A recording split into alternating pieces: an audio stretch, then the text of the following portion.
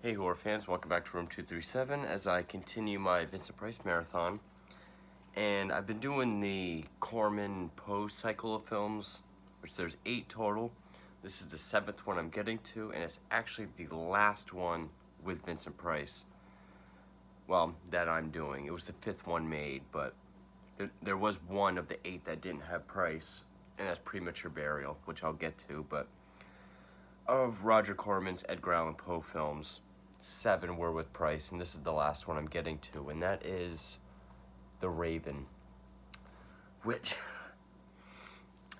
it's an experience. While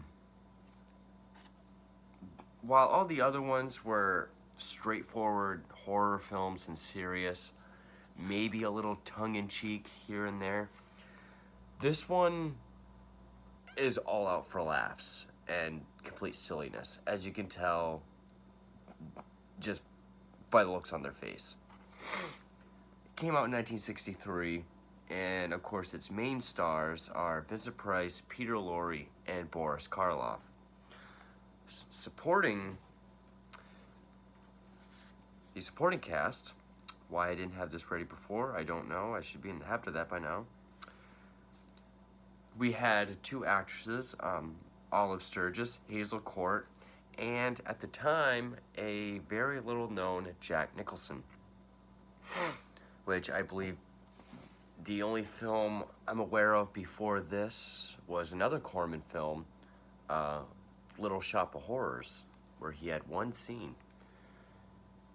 In fact, after The Raven was done, because it finished 2 days ahead of time, Corman decided to shoot another film, which got handed down from person to person to person, starring Karloff and Jack Nicholson, and that film went on to be The Terror. I will get to that eventually. That's an even bigger experience than this. While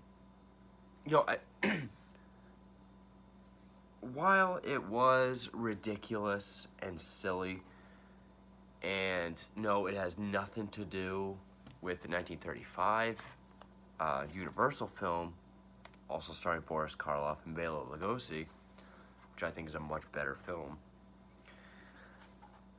This one, the only thing that bears any resemblance to the Edgar Allan Poe's, probably his most famous work, his most famous poem at least,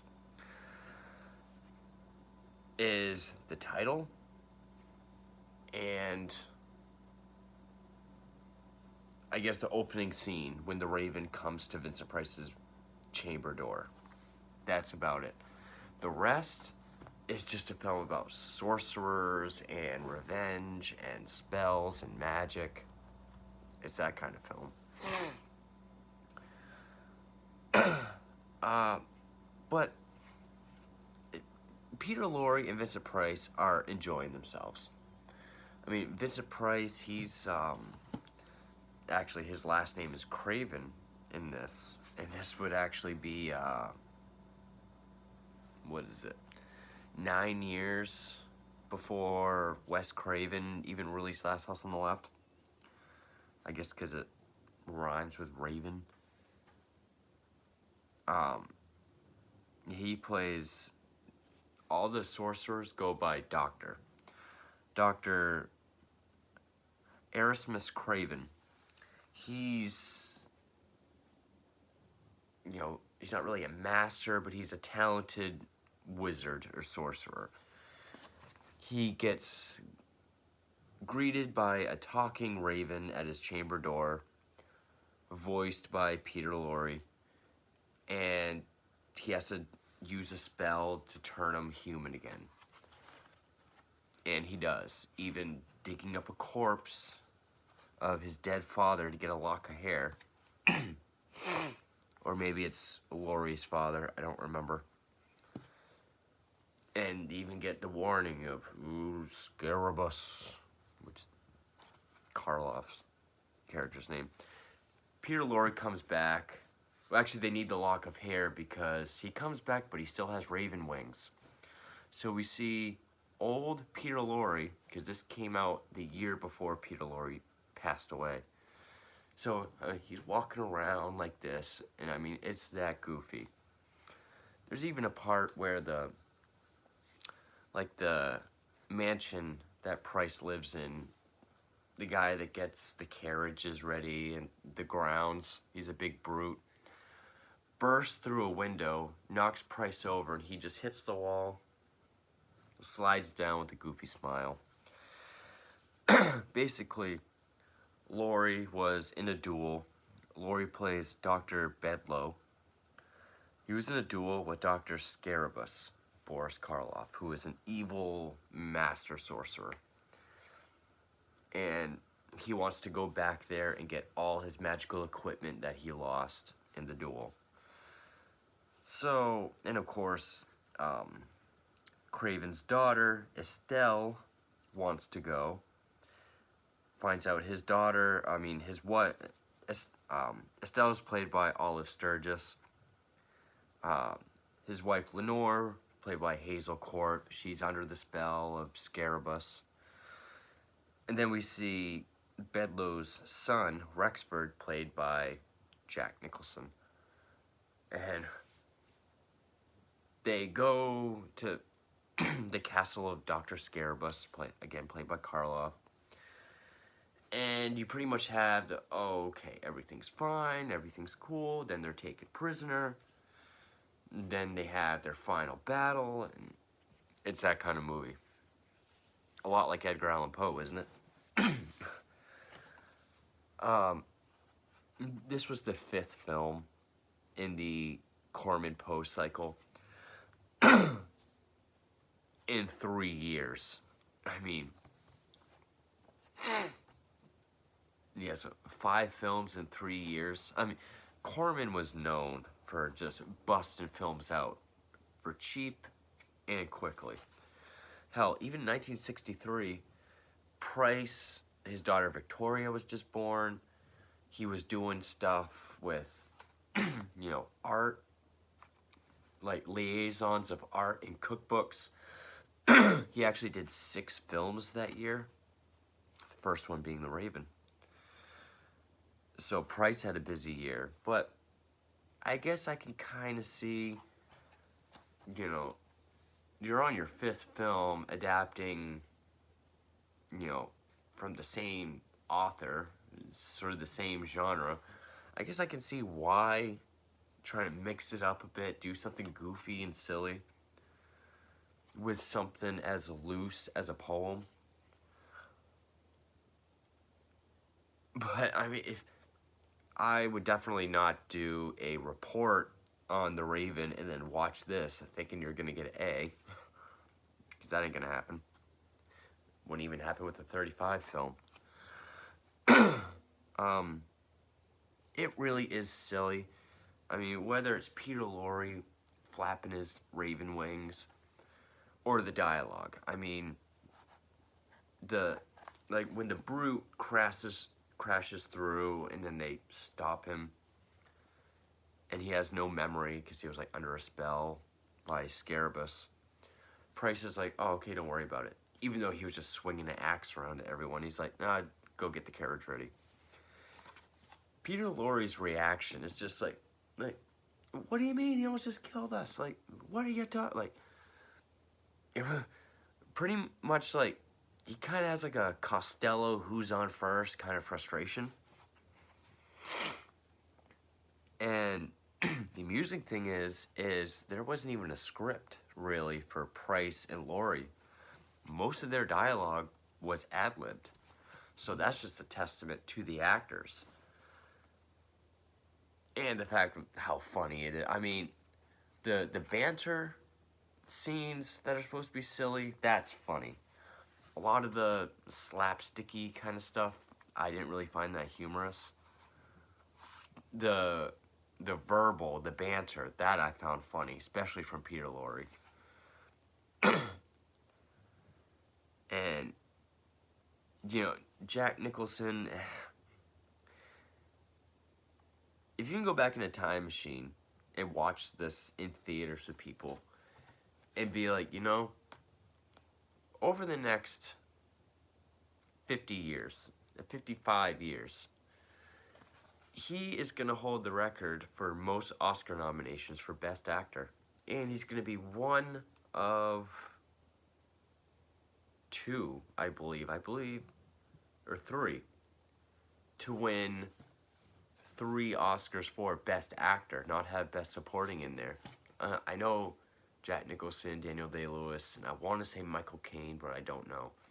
I know there's that distinction. I know he has the most Oscar nominations with 12. They probably won't believe you because he's not quite Jack Nicholson yet in this. But it's still fun to see him, you know, back when he was a nobody. And that's another fun thing about this, is you're seeing like 3 generations of actors. You know, you have Boris Karloff and Peter Lorre. You know, huge stars of the 30s, especially in horror. Then you have Vincent Price, who came in the 50s, now he's getting really big in the 60s. Actually, he was huge in the 50s too, especially the late 50s. And then you have this nobody, Jack Nicholson, who's going to be the king of Hollywood by the next decade. You know, in 6 years, he's going to do Easy Rider, and then everybody's going to know who he is. Jack Nicholson may not be known for horror. He's in one of the best horror movies, best influential horror movies of all time. My favorite movie, The Shining. Just like you have those 3 generations there, so that's kind of cool to see.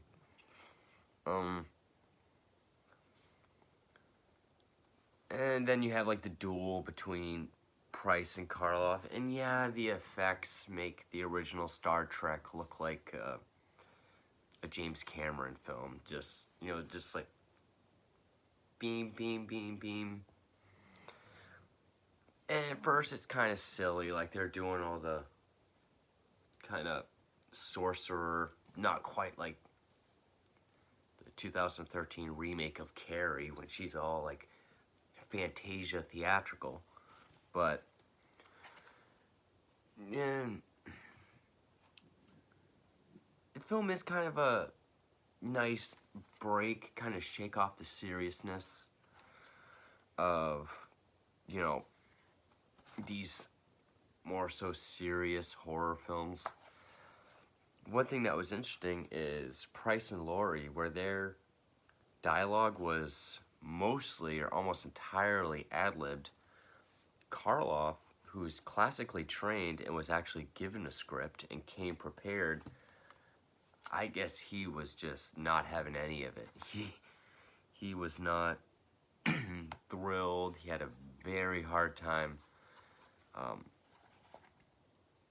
guess, adapting or really getting the hang of what they were doing.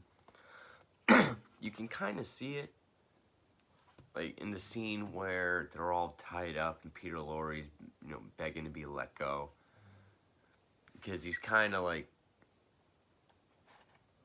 you know, he's kind of questioning. You can tell you really buy it, because Peter Lorre's a great actor. I mean, just go watch the movie M, the movie that made him big, M, 1931. I did a review for it. Phenomenal film. He's doing his ad-libs, and then it almost looks like Karloff is questioning his lines, not questioning his character, which works great for that scene. And then, of course, at the end, he's turned back into a raven. It's very goofy. It's very silly. Not the whole thing doesn't work. Again, the only parts I really found humorous or entertaining in, you know, a lighthearted, fun way would have been the banter, the back and forth between like Price and Lorre, especially Laurie's character, who's really just a dweeb. You know, the slapsticky stuff I wasn't into. Even the idea of sorcerers and magic and they should have just called this Merlin's The Raven. It's more like a Merlin type film than Edgar Allan Poe. And yeah, the 1935 film with Karloff and Lugosi is more my kind of film, straightforward horror film. But you had such a killer cast. I mean, the year, I think it was the year after this, because this was like the third to last film Peter Lorre did before he passed away. The one he did after this was, I think it's called The Comedy of Horrors or The Comedy of Terrors, which again had Karloff, Price, Lorre, Basil Rathbone. I believe Jack Nicholson was in that as well. I know he was in The Terror right after this, which that film is just a colossal mess, but it was good to see Karloff again. I mean, he's my favorite actor. I did a Karloff marathon around Christmas, and it feels like I've been doing this Price one for a while because I've been doing random films in between. So it was great to see Karloff again, and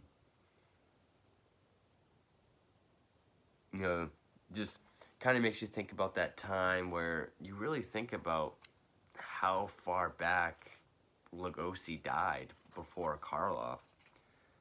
Because, like, Lugosi died right when Price was getting big, and Karloff just kept going for 12 more years, 13 more years. So Karloff was even in that next generation of, like, you know, Vincent Price and guys in the 60s. Roger Corman. It's definitely not my favorite. It has its moments.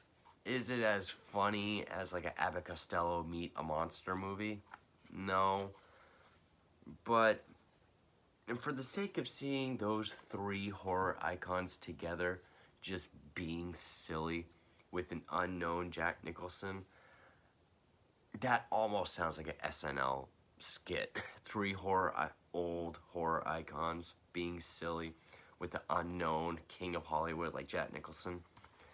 It sounds like a comedy sketch, and it is a comedy. I definitely don't dislike the film. It's not my cup of tea. If it wasn't for the actors and just how good they are with the material, I probably never would have seen this. That's really what makes the movie for me.